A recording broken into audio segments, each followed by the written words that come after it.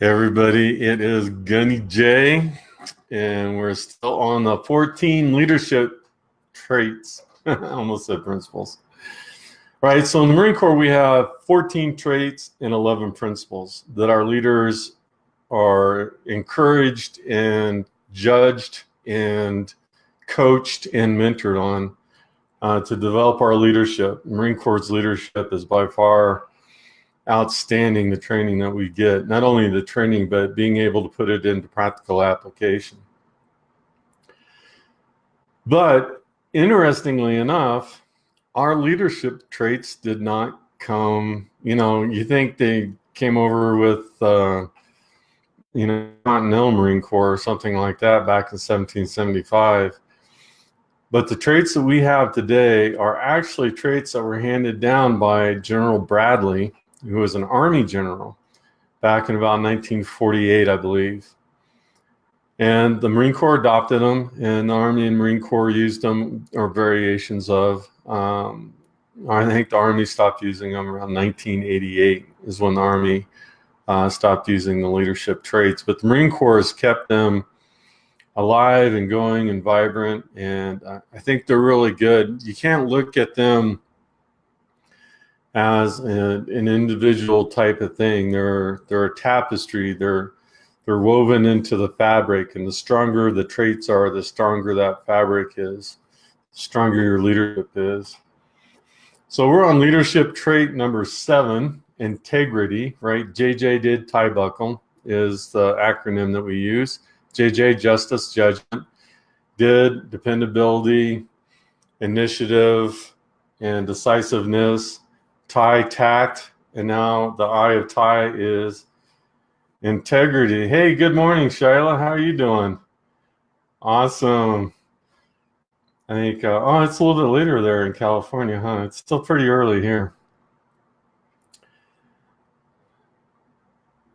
But, so these traits have been handed down, and the leadership trait number 7 is integrity. So let's get my slideshow up. And let's move over to the definition, or a definition. Right, integrity. Integrity means that you're honest and truthful in what you say or do. Put honesty, sense of duty, and sound moral principles above all else. I think that's really important. Integrity is one of those. In the Marine Corps, you can get in more trouble for lying than what the actual infraction was. Let me put it that way, because the leader people have to trust a leader. And that means that you have to be real. That means your no's have to be no's, your yeses have to be yeses. When some people, all right, Dwayne's on. Welcome to the show, Dwayne. So we're just going over this definition, but I can't stress how important integrity is, and not only to other people, but your personal integrity. How often do you let yourself down? How often do you say, I'm not going to drink that cup of coffee early in the morning because I work at night. I want to go to sleep, but here I am drinking a cup of coffee. There's an integrity bust right there. So integrity is extremely important in leadership, period. If you're going to lead, if you have a small business or a home-based business, I don't care if it's direct sales, MLM, network marketing, affiliate sales, and you train and coach other people, they have to believe at every point in time that you're being absolutely honest with them. And that goes the other way too. That means just superficial platitudes. If you don't think somebody's a rock star, I mean, there's nothing wrong with encouragement. All right, there's nothing wrong with encouragement, but you got to be honest with them at different points in time to let them know where they're at and areas that they need to grow in.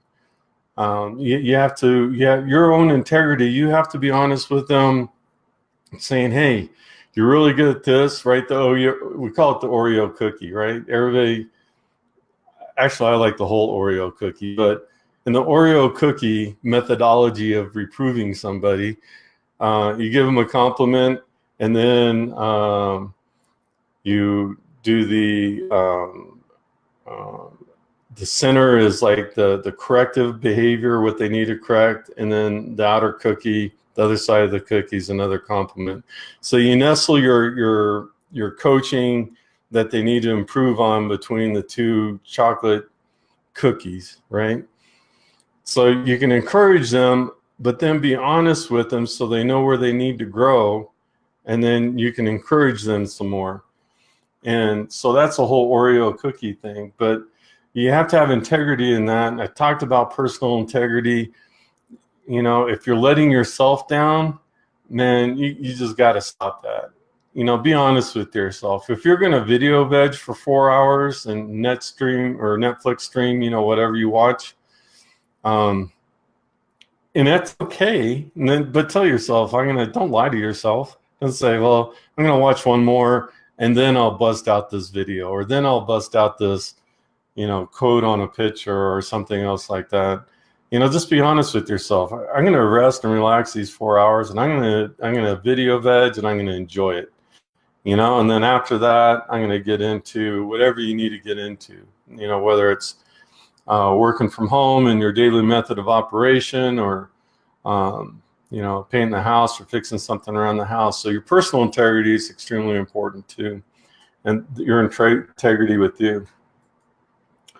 All right, suggestions for improvement. Be absolutely honest and truthful at all times. Stand up for what you believe to be right. You don't have to be a jerk. Remember, the previous one was tact, all right? But that doesn't mean that you're a doormat. You know, if you really believe you're right, let that other person have good dialogue and let that other person prove their point. Now, you can't argue opinions. You know, those are just foolish questions that engender strife. But in a factual-based debate, you know, you can present each other's points of view, and then you should have confidence in yourself, enough self-confidence and self-esteem to either admit that person's right, or that other person should be able to admit that they're right. Those are good and really beneficial conversations. You know, I remember this one coach I had, he goes, you know, you take that conversation right up to where you just about call each other a poo-poo head, and you just hold that conversation there and have good dialogue. And, you know, and it was cool. You realize that conversations can still be passionate, but you never want to get to the point where you're degrading somebody or something else like that. That wouldn't be tactful, which we had yesterday. So integrity. So think about things that you've done. Don't put into the negative stuff that you've done.